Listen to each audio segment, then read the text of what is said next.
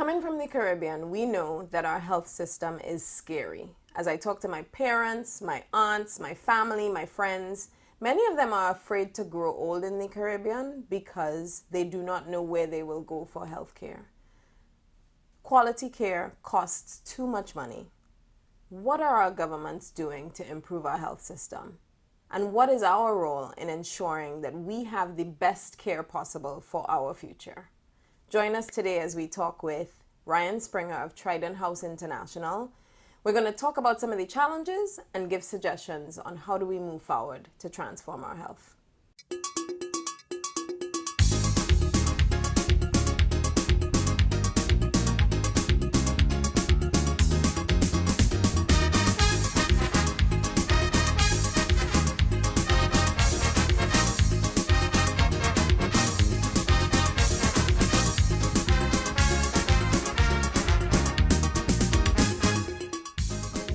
Welcome to Carib Nation. My name is Abby Charles, and today we're going to be talking about health in the Caribbean.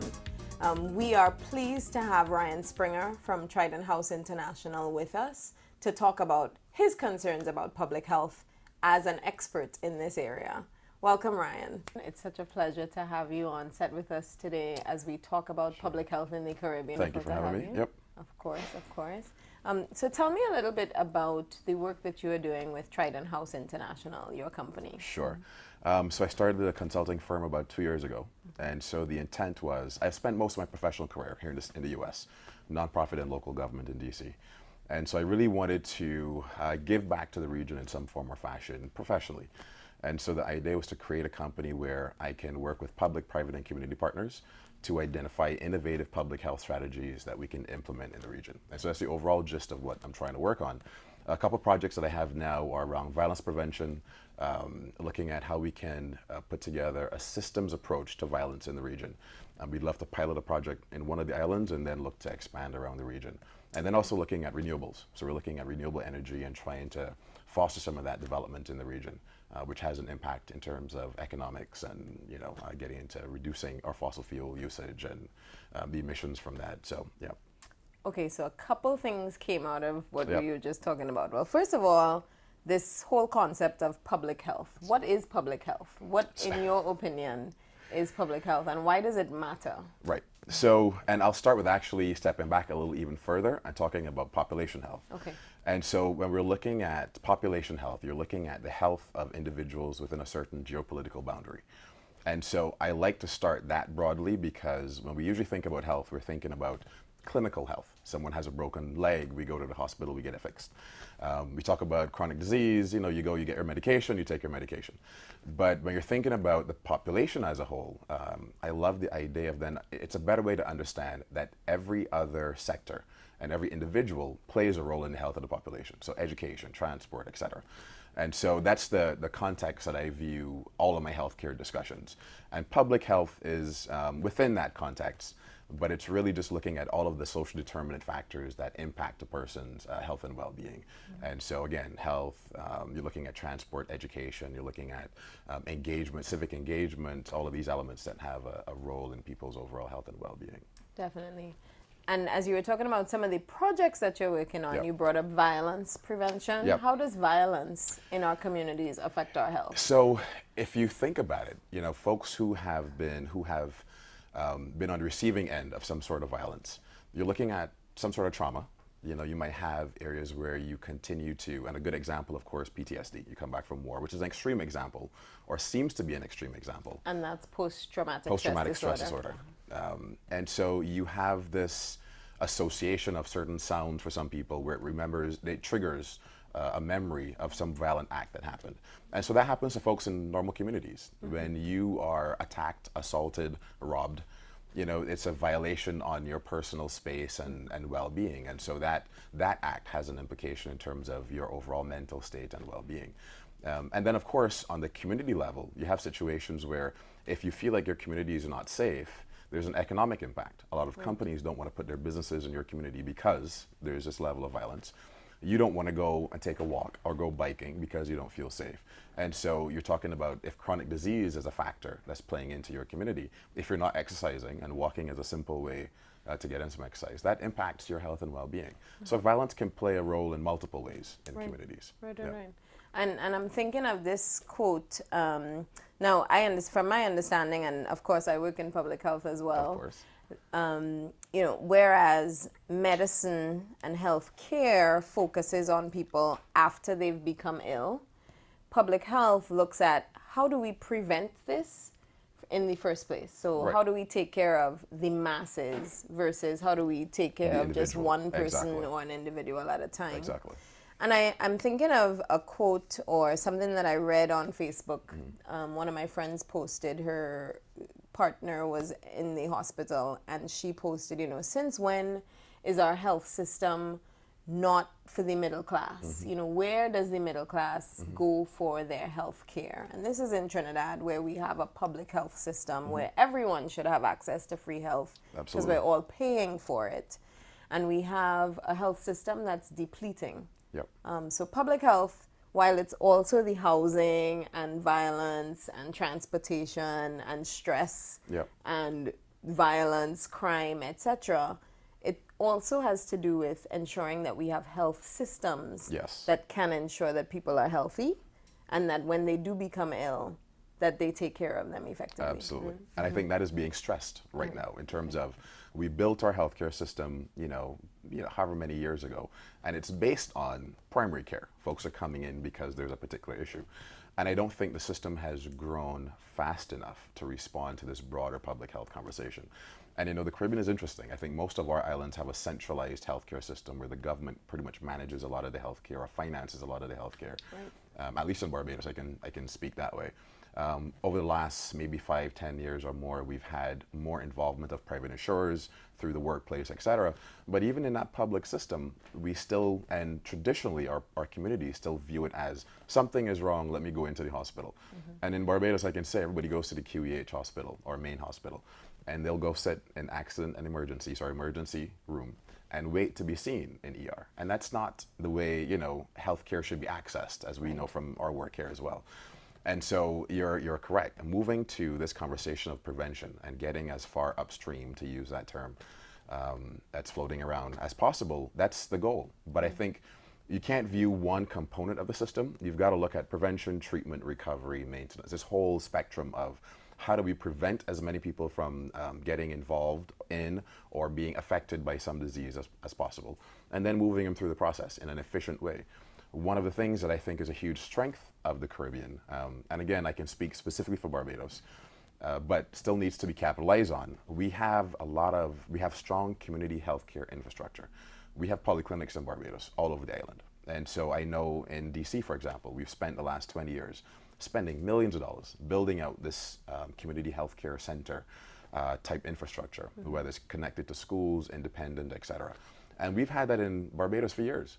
Now, how much value we put on prevention in those centers is a different conversation. And I think there's room for growth there because they're already in the community. And so that should be the first point of access for most people if there's something wrong, but actively we should be using those centers to engage in mass community prevention efforts. I had a mentor, you've heard me say this before, where he says, you know, the community is the answer, what is the question? And I live by that. So if we really, to me, if we take that in, we really understand we've got to think about it from that community perspective and figure out how do we build our systems in an efficient way to respond to the community needs, whether it's primary care, whether it's prevention, that whole spectrum we need to cover.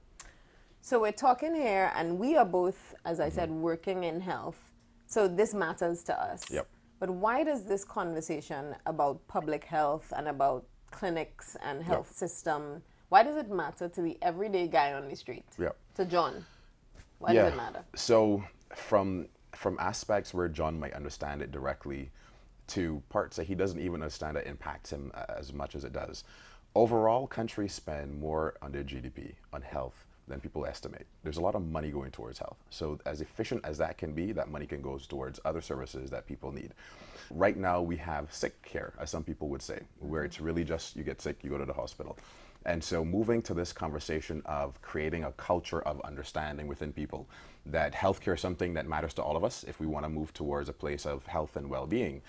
If you want to have those dollars shift from being spent wherever they're being spent to areas of health that you need, or if you're looking at the efficiencies brought about in a more efficient healthcare system and having that money go somewhere else, you need to advocate for that. Until you understand your role in this system and how to access healthcare and the implications of what's happening on you, you don't know where to advocate for. So that advocating, I think, is a big personal role that people have. And so that's one. But two, I think the way you live your life day to day. So until you understand this notion of a culture of health, you don't see how the other elements in your life connect to healthcare. And so I think those are big pieces in all of these discussions that we have here, or I'm sure we'll get into our discussion about the webinar series, but how we're tying these conversations that people think of as a siloed conversation to the broader impact that all of us, feel or have a role to play in. So, right. So for John, again, if he is stressed out at work and sitting in traffic every day on his way home for 3 hours, because, a lot of our Caribbean islands have too many cars, so you're stuck in traffic. And then you get home and you're going home to a community where there is high violence, so you're afraid to pull up in front of your house. And then, you walk into your house and you're eating only fried chicken, or not necessarily any greens, some fast food. Maybe, your job isn't the best because you didn't get the best education possible. So there's all these different factors that affect your health outcomes that are part of your every single day life. And unfortunately, right now we look at health as something that just one ministry takes care of. Yep.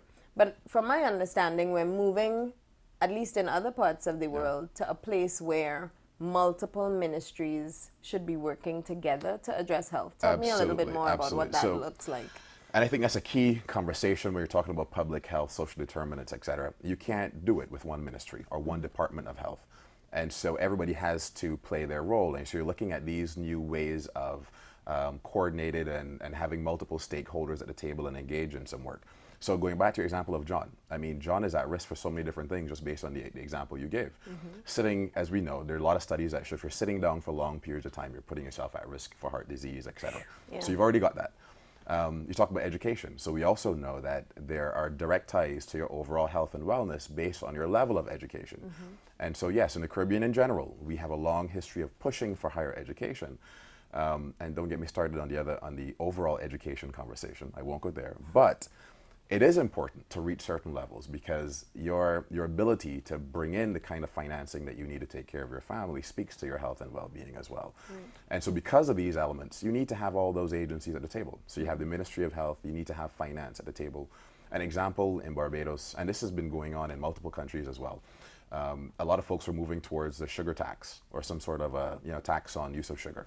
And so in all of those cases, it's an example of health and finance in some form or fashion working together because you want to put a tax disincentive on folks buying these sweet products or sugary products. But then that money has to be allocated, and this is where sometimes the challenge might lay. That money might be collected, but it might not necessarily be put back into improving healthcare in other ways. But having everybody at the same table with the same strategy in mind, which I think is a big conversation for the region. I'm a true believer in that we need to not only have, and I'll start at the lower level, a Ministry of Health strategy around what they're doing. We need to have every ministry have a strategy that's wrapped around an overall island strategy that's wrapped and plays up into a broader regional strategy, in my estimation, because there's no way we can do these things separately. And, at Carib Nation, we see ourselves as one Caribbean. However, it seems like even though we have CARICOM and we have these entities, sometimes it seems like health is moving very much so in our own silos, in our own islands, when in reality, because we're dealing with such similar challenges with funding, with, chronic disease on the increase, more sedentary behavior, people not exercising as much across the Caribbean, we should be developing strategies together, as you mentioned, right? And honestly, there's nothing new on this earth, right? Like, there's no need in recreating the wheel. And so I feel like if there's something that's developed and working on an island, let's try to adapt across. And so and we've had good examples of that as well. I know the response to Ebola a couple of years ago. I think Barbados really was the hub for a lot of the international agencies working with the folks there to develop a plan for Barbados. Barbados developed the plan, the international agencies agreed and approved. And then that was rolled out across a lot of the islands. And so I think there's a lot of opportunity for that. I just feel like we need to build an infrastructure that allows for that to happen more efficiently, more effectively. And not to say that there aren't systems in play. As you just mentioned, CARICOM, and there are other infrastructures at play. I'm just not sure how effective some of our processes are, and how timely some of them are, given the need. And having said all of that, I would be remiss if I didn't highlight one of the huge successes in the region. And I think that was to respond to NCDs, non-communicable diseases. And not to say that they're gone, we're still facing the challenge. But because of the ministers in the Caribbean getting together, realizing that there was a challenge facing the region or individual countries, they pushed the United Nations to really take on NCDs as a key issue. And so kudos to the region for coming together around something like that. And I think what we're looking for now is how do you build key structures and processes that allow us to do that on a day-to-day basis where needed, where we can capitalize on the benefits of each island. Definitely.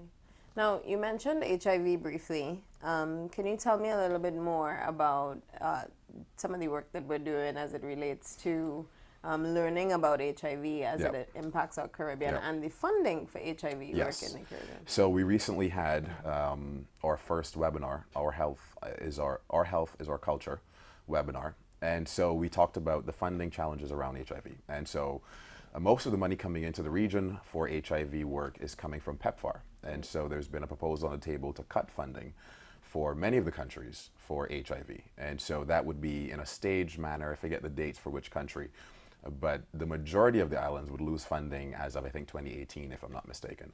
And so we had a webinar recently where we had UNAIDS come and speak to us about what was going on. And, I think it was, well, one, you and I talked about it, and we knew immediately we had to have a conversation on this because there's a huge impact on the region. It's something where our rates a couple of years ago were significantly, I think we were second next to sub-Saharan Africa at one point in time. And so it's something that we don't want to lose funding that helps build our infrastructure or maintain our infrastructure, and lose it so quickly that we're not able to sustain the gains that we've had. And so for me, I'm not saying that we will never lose funding. At some point that money will go. It's development funding and aid funding. But we need a time to kind of build up our processes and infrastructure to make sure that we can sustain the gains that we've developed over the years.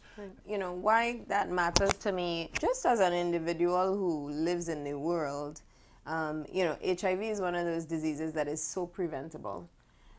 Yet, when funding decreases, of course, you see increase in new infections because which we're seeing now. Decreased funding means lack of access to medication for people living with HIV, potentially. And while people living with HIV could live for years on medication and could effectively not even transmit the virus if they're on medication, once that medication goes into, reduced supply, that's a different conversation. You increase the risk for your population. So, from a public health standpoint, from an individual standpoint, HIV is one of those things that I'm really passionate about. So I think we should all be very concerned about what's happening with HIV funding internationally.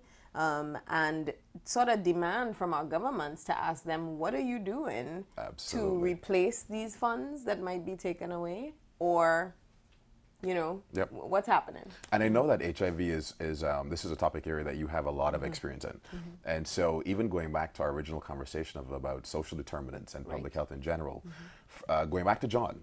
So in your opinion, how do you view the HIV conversation as an example of the broader social determinants and why John needs to be aware? Advocacy is one, of course, that you just mentioned. But for sure, advocacy. But, John also, just as an individual, the risks that John faces based on his own stress, the risk that John faces depending on, if HIV is prevalent in a community, which means that there are high numbers of people living with HIV, no matter what your behavior, you are at increased risk once you have unprotected sex. That's the reality.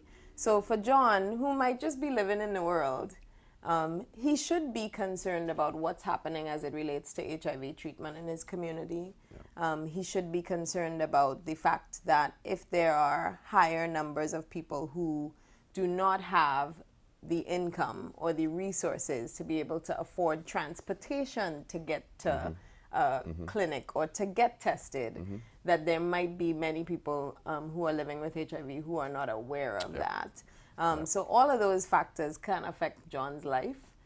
So as much as John could be aware and just take precautions for himself to make sure that he is tested and that he knows his status, and if he is positive that he's on treatment, that would only help the infection rates even more in the Caribbean. And our goal is to get to zero. We don't want new infections for HIV as it relates to being able to prevent that disease. And I think our goal is to get to zero for new infections of HIV, but our goal should also be to get to zero diabetes, zero cancer, zero chronic disease, you know, zero heart failure. And to get there, it isn't just dealing with ensuring we have enough doctors.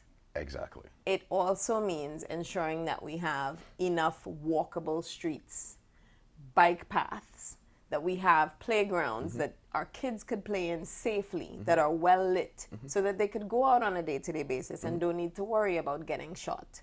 That violence is not a concern for them on a day-to-day basis, you know, that they're not stressed out, that education is easily accessible, and that it's not hard for them to jump in a taxi and get transportation wherever they need to go to. Exactly. You know, all of these factors play a role. And housing, right? If you do not have quality housing, your risk for asthma, cancer, diabetes, chronic disease increases tremendously. So all of these factors play a role, and I think John needs to be concerned about it. Oh, absolutely. And you know, you keep mentioning advocacy, and I think that's an important piece because you know, there's a lot of research here now that shows that your zip code in the U.S. is probably a bigger determinant of your health than anything else. And that's scary, you know, when you think about where you live having a bigger impact than most other things.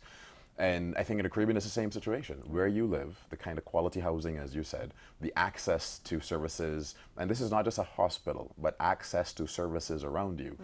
You know, here in D.C., we have food deserts where folks don't have walkable access to fresh fruits and vegetables. That shouldn't be the case. You know, we have liquor stores on every corner, but you don't have a supermarket on every corner. And your conversation or your comment around the number of cars that we have on the roads, the number of cars we have in households, big topic for me. And people might not think this is a public health conversation, but it is. When you look at Barbados, when I go home now, there's no reason why it should take me more than an hour to get anywhere in Barbados, to be honest with you, unless I'm driving right around the island. But here we are, where you're stuck in traffic, especially if you're going in early morning or evening. You're stuck in traffic for an hour easily, which what should be a 10-minute ride, 15-minute ride is an hour. And that shouldn't be the case. And so I think, and we don't have the kind of road infrastructure where we have the sidewalk set up for walking and the bike lanes. We don't have that. So folks are afraid to go walking, they're afraid to go biking, but we're adding more cars. And the more cars we're adding, there's more pollution we're putting into the air. Our asthma rates are already high. Right? So all of these things have an impact on the health and well-being of our people. And so I think our ongoing conversations through this format and our webinar series, I think is important to bring it down to, okay, how does this impact you as an individual living? Tell us a little bit about this next piece on violence. And yeah, so I'm actually really interested in this next conversation. So the IDB just released a report maybe a month ago, highlighting, I think, 5 or 6 countries in the Caribbean, metropolitan areas in those countries, and looking at the rates of, I think, 5 types of violence specifically. I don't remember the 5 offhand, but from assaults or threat of assaults, there's personal, I think, robbery, car theft, and personal theft, some others. And it was a really interesting report. And I think one that I think it's been long needed, something of that kind. But having said that, what I'm more excited about is that we will have a speaker. They run a program in Chicago. And this program really, it's designed and was designed to treat violence as a public health issue. As it was an infectious disease. And so you target those episodes of violence directly as they happen. And so they've had great success in Chicago and actually around other states and internationally. The challenge has been for them, though, of course, we saw in Chicago when they lost funding for some of those sites, we had situations where that violence increased again. And so what we're looking to do is have a conversation on how those programs have worked. What are some of the components that really work well? They actually have a pilot in Trinidad and one in Jamaica. And the initial results look really good. We're talking 40% reduction in crime in some areas. So that's awesome. Yeah. And so I'm looking forward to having that conversation on a broader level, because there's so much implication to communities around violence, as you mentioned, from safety and lack of access to, or actually lack of walkability to wherever people want to go to. So it has a lot of nuances to it. And I don't think people see that or understand that. And so I'm looking forward to bringing that conversation to the table and hearing some of the questions and feedback from our audience. Definitely. So we can keep that going. I have so many questions for that presenter. I mean, oh, yeah. you know, when you hear about crime, the first thing we think about is law enforcement. So the response is, put more police on the street. Why are these criminals running rampant? But in reality, violence is a public health issue. Absolutely. So what's the root cause of this violence? That's the question. What is driving that? And especially if you're seeing pockets of violence in particular communities, there's some common thread that is affecting that community that we could potentially prevent in the first place. So I think that's where we really want to get some ideas from that group. I'm looking forward to hearing that. And some of the examples that I've gotten from them and from actually Dr. Wen, who's the Commissioner of Health in Baltimore, you know, she worked at the emergency center. I think it was GW. Don't quote me on that. But what she started looking at is when you have these folks who are repeat returnees to the emergency room with a gunshot wound or some kind of violent wound. And what the emergency room does, we patch them up and we send them out. That's what we do, right? Clinical care. And so she was very interested in looking at, you know, there's more to that than this. We have to interact in a different way. And so there's several models out there, but essentially what you end up doing is someone comes in, let's bring in some services, bring in some social workers, bring in some folks to say, okay, what are you facing? What's going on? How do we target you? How do we target the folks who are close to you? How do we target the folks who are in opposition to you immediately, so we can figure out how do we squash this and get you connected to the real resources that you need. Right. I was talking to a colleague of mine in Bahamas. Bahamas is high on the list of violence in the Caribbean. Yeah. And part of it is economics. Folks are not making money. And so whatever other means people were using in the past are no longer available. And salaries have stagnated for years in the Caribbean, but we're not having that discussion either. And I get the Caribbean is facing a lot of financial challenges, but we've got to be more efficient in our spending. Healthcare is one aspect, so that we can spend somewhere else. Right. And if people don't have the economic freedom to do what they need to do in terms of taking care of their family and themselves, they're going to resort to other means. I'm not justifying it, but we have to be practical about what people are facing. Right. And until we intervene, figure out what they actually need and respond, that person then is going to get up, go back out into the community that they're dealing with and respond the way they know how to respond, which is with violence. And we've got to stop and put a stop to that in immediacy. Thanks so much, Ryan. Thank you. For your time and for digging deep into what is this whole topic of public health. Yeah. I'm definitely looking forward to learning more about Trident House International and the work that you're doing over the next few months. This series is going to be pretty exciting. Looking forward to it. I'm looking forward to it. Thank you. Today, as you heard, we talked about some of the challenges around our public health system in the Caribbean and really got some insight in the fact that health isn't just about medicine and our doctors. Health is much broader. It's about our housing. It's about our transportation, violence, pollution, traffic that we're sitting in. And what are we doing about all of those pieces to address health?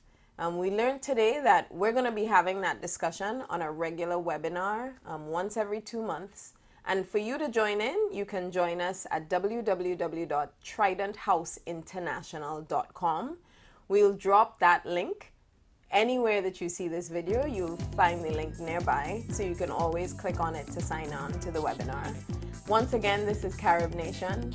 We are one people, one culture, one Caribbean, one nation. Thank you.